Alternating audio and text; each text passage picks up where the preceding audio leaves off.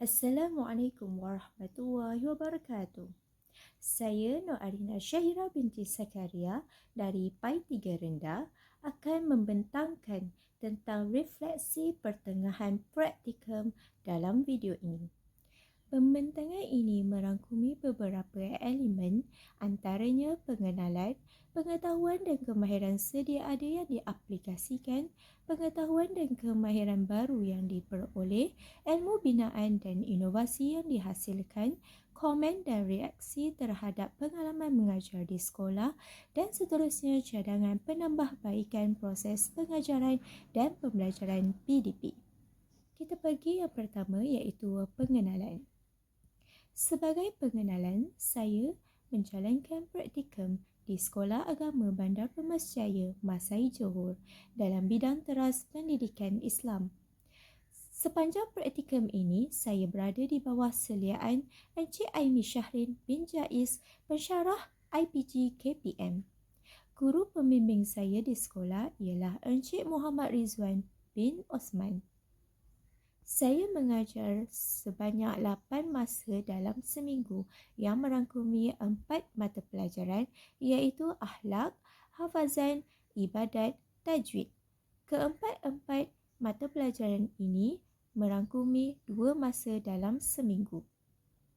Saya mengajar tahun 4 iaitu darjah 4 Al-Mutakabir yang mempunyai murid seramai 35 orang. Seterusnya, pengetahuan dan kemahiran sedia ada yang diaplikasikan.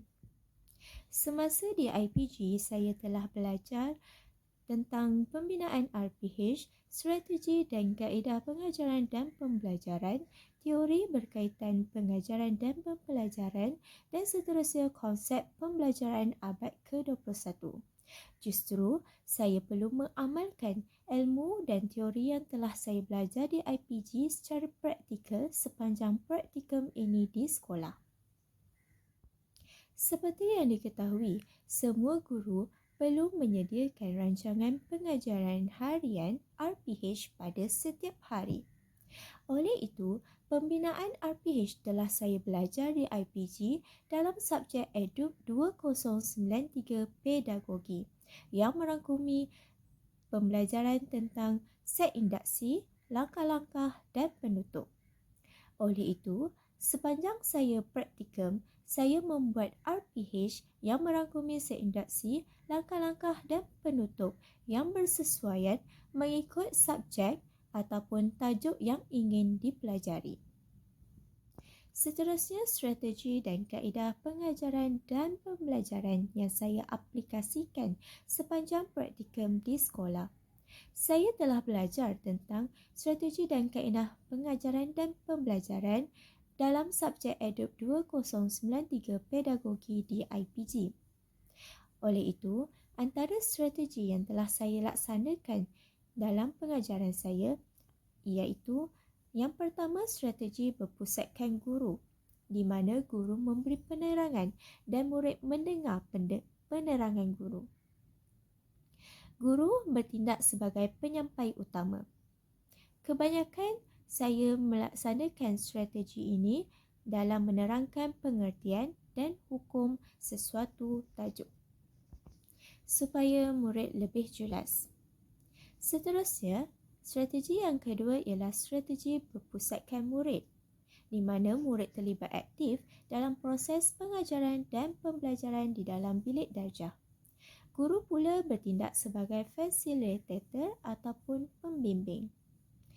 Strategi ini banyak saya gunakan dalam menjalankan aktiviti pengajaran dan pembelajaran di mana murid perlu membentang, melakukan simulasi, melakukan aktiviti dan bersoal jawab dan sebagainya. Ketiga, strategi berpusatkan bahan, di mana guru menggunakan pelbagai bahan bantu mengajar dalam sesi pengajaran dan pembelajaran. Pembelajaran akan menjadi lebih bermakna dan berkesan dengan menggunakan bahan bantu mengajar. Antara bahan bantu mengajar yang saya gunakan merangkumi bahan digital iaitu penggunaan slide, kuis interaktif, Manakala saya juga menggunakan bahan maujud dalam tajuk istinja, seperti saya menggunakan batu, daun, tisu supaya murid lebih faham dan lebih jelas akan situasi yang sebenar. Antara kaedah pengajaran yang telah saya aplikasikan sepanjang praktikum di sekolah ialah yang pertama perbincangan, sumbang saran, simulasi dan soal jawab. Kaedah perbincangan dilakukan antara pelajar sama ada secara berkumpulan atau berpasangan, manakala kaedah sumbang saran dilaksanakan secara lisan dan penulisan. Sumbang saran secara lisan antara murid dan guru, di mana guru meminta murid menyebut one word tentang satu topik ataupun satu tajuk, seperti sebutkan one word tentang mandi. Apa yang kamu faham tentang mandi? Begitu juga kaedah sumbang saran dari segi penulisan menggunakan peta iting, di mana murid menyumbangkan idea melalui peta iting yang diberi seperti peta pokok dan peta alia. Begitu juga saya telah mengaplikasikan kaedah simulasi, di mana murid perlu melakukan simulasi tentang adab-adab yang dipelajari. Dan yang terakhir, saya juga sentiasa dan selalunya melaksanakan kaedah soal jawab, sama ada soal jawab dari segi lisan ataupun lebih menarik menggunakan aktiviti dan bahan bantu mengajar, ataupun soal jawab melalui aplikasi atas talian. Seterusnya, kita pergi kepada teori berkaitan pengajaran dan pembelajaran yang saya aplikasikan di sekolah. Teori pengajaran dan pembelajaran telah saya pelajari dalam subjek EDUP 2082 Psikologi Pendidikan. Antara teori yang telah saya laksanakan ialah yang pertama, teori behavioris yang merangkumi peneguhan positif dan negatif. Antara peneguhan positif yang telah saya laksanakan ialah memberi tepukan dan pujian atas kerjasama dan pencapaian murid. Seterusnya, saya juga memberi ganjaran seperti gula-gula dan biskut apabila murid berjaya menjawab soalan. Manakala peneguhan negatif pula, antaranya guru menegur murid secara baik apabila murid tidak menumpukan perhatian di dalam kelas, dan juga apabila murid tidak menyiapkan tugasan yang diberikan secara baik. Saya juga telah melaksanakan dendaan secara ringan, antaranya dendaan menyanyi di hadapan kelas ataupun mengalunkan selawat. Begitu juga saya menjalankan dendaan dari segi calitan bedak kepada muka calitan bedak ke muka murid yang tidak menghafal ayat-ayat dalam surah Al-Fajr.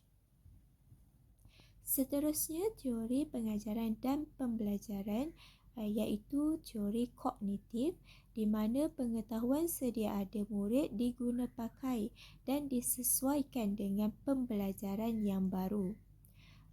Seperti dalam RPH, terdapat elemen pengetahuan sedia ada yang perlu disesuaikan dengan tajuk yang ingin dipelajari. Sebagai contoh, pengetahuan sedia ada murid dalam tajuk istinja, beristinja menggunakan air. Jadi pembelajaran baru, guru mengajar murid beristinja selain menggunakan air, menggunakan benda-benda kesat seperti batu, daun kering dan tisu. Seterusnya, amalan pedagogi masa kini yang telah diaplikasikan di sekolah sepanjang saya praktikum. Yang pertama, kolaboratif, iaitu aktiviti berkumpulan dalam perbincangan dan sumbang saran. Aktiviti ini dapat memupuk semangat berpasukan dan kerjasama antara murid. Seterusnya, amalan ataupun pembelajaran penerokaan di mana murid meneroka alat dan bahan di luar bilik darjah dan juga murid mencari maklumat penggunaan teknologi maklumat komunikasi TMK dalam kehidupan harian mereka. Sebagai contoh, guru mengarah murid untuk mencari batu yang sesuai untuk beristinja di luar bilik darjah, ataupun murid berminat untuk mencari maklumat tentang aktiviti-aktiviti ataupun bahan digital yang telah digunakan oleh guru seperti kuis word wall, I am puzzle dan sebagainya. Seterusnya, amalan komunikasi di mana interaksi antara guru dengan murid dalam soal jawab, interaksi murid dengan murid dalam perbincangan kumpulan, interaksi murid dengan bahan pembelajaran dalam aktiviti yang dijalankan. Begitu juga, saya telah menjalankan pembelajaran masteri yang merangkumi amali iaitu amali wuduk, simulasi iaitu adab menziarahi jenazah dan kubur, seterusnya hand-on iaitu membuat hand-on sotong untuk membuat nota sebab-sebab mandi wajib. Seterusnya, kita pergi ke pengetahuan dan kemahiran baru yang diperoleh sepanjang saya praktikum. Yang pertama, pengetahuan tentang bahan bantu mengajar. Sepanjang praktikum ini, saya mendapat pengetahuan yang baru dan banyak tentang penyediaan bahan bantu mengajar yang menarik dan berkesan dalam proses PDP. Seterusnya, saya juga belajar untuk melaksanakan pentaksiran bilik darjah sama ada secara pemerhatian, lisan atau penulisan terhadap murid. Begitu juga saya telah mempelbagaikan kaedah dan teknik pengajaran yang bersesuaian dengan tajuk dan topik yang dipelajari. Seterusnya, saya menambah pengetahuan tentang pengurusan bilik darjah merangkumi persekitaran fizikal bilik darjah yang kondusif, antaranya susunan meja yang lebih baik dan juga hiasan kelas merangkumi maklumat ataupun nota-nota yang memudahkan murid untuk lihat daripada papan kenyataan. Seterusnya, ilmu binaan dan inovasi yang dihasilkan sepanjang saya praktikum ini.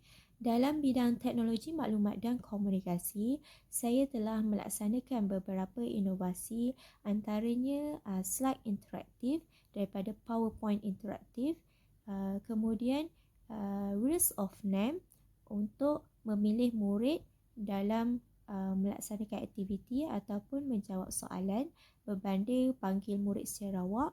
Jadi saya menggunakan Wheels of Name supaya lebih adil.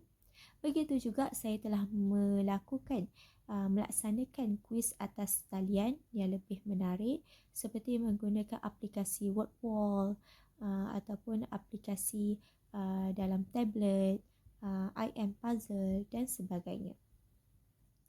Inovasi bahan bantu mengajar yang saya telah hasilkan ialah yang pertama, letupan ayat dan touch and go, di mana murid perlu meletupkan belon yang mengandungi keratan ayat dan murid menjawab soalan berdasarkan touch and go. Maksudnya murid perlu touch mana jawapan yang sebenar and go.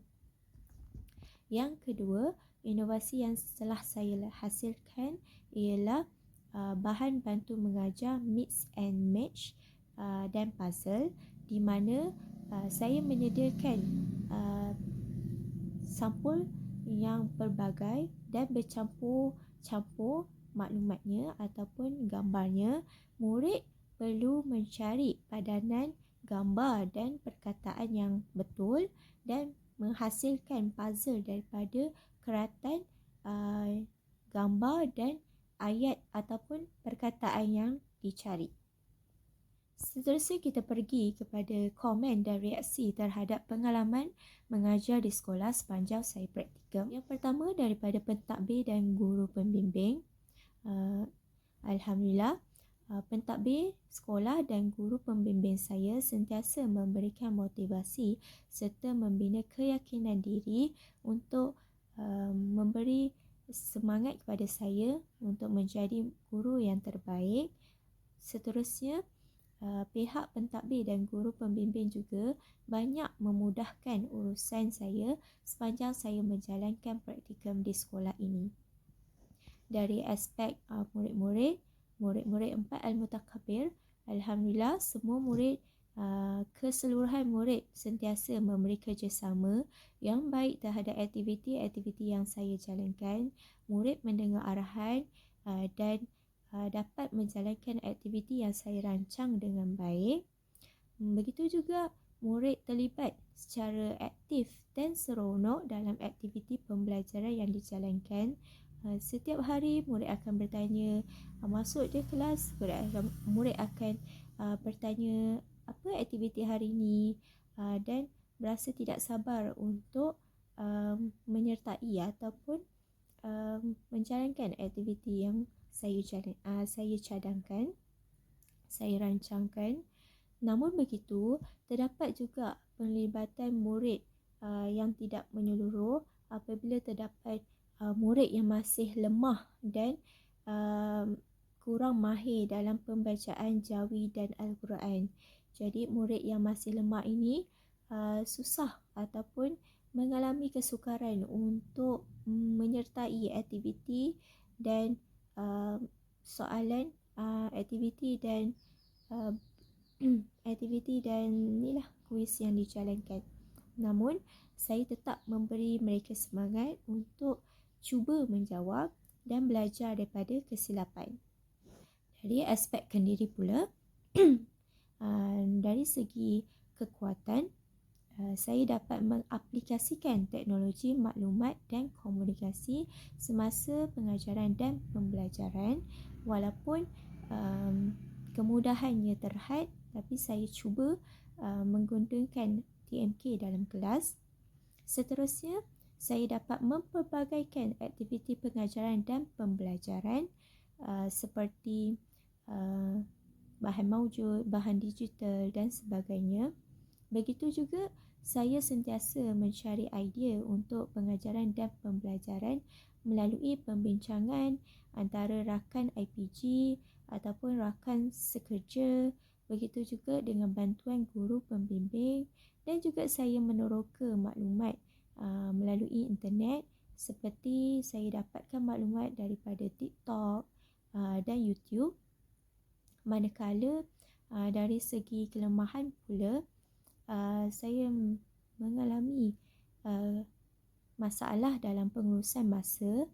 Kadang-kadang aktiviti yang dirancangkan melebihi masa yang ditetapkan.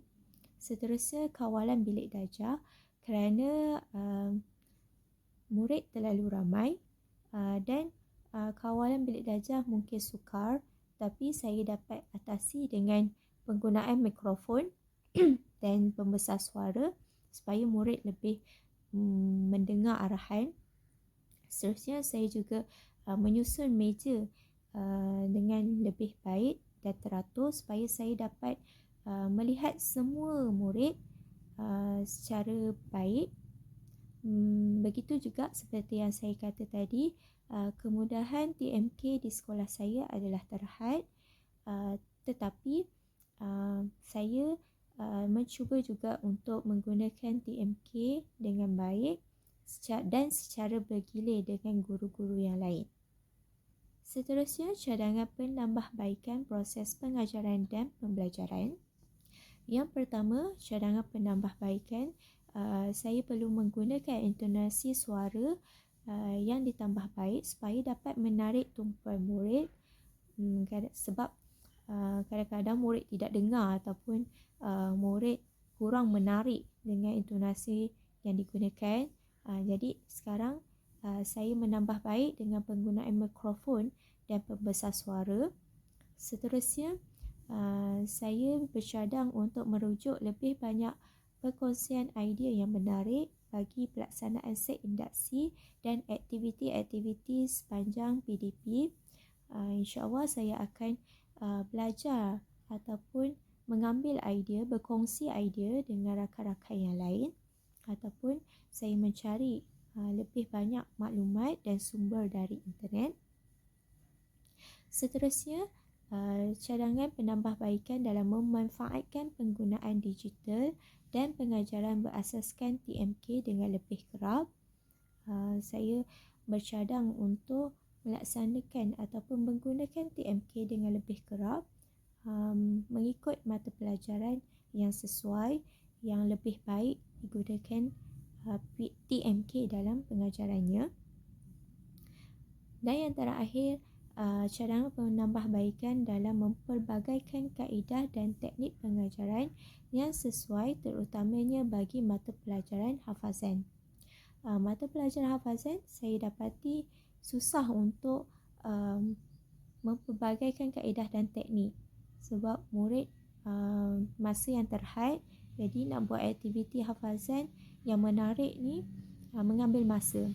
Tapi saya telah mencuba, cuma tidak menyeluruh, tidak berjaya kepada keseluruhan murid. Hanya majoriti murid saja. Murid yang lemah masih memerlukan latihan pengukuhan. Baiklah, itu saja pembentangan refleksi pertengahan praktikum daripada saya. Sekian, wabillahi taufiq wal hidayah. Wassalamualaikum warahmatullahi wabarakatuh. Terima kasih.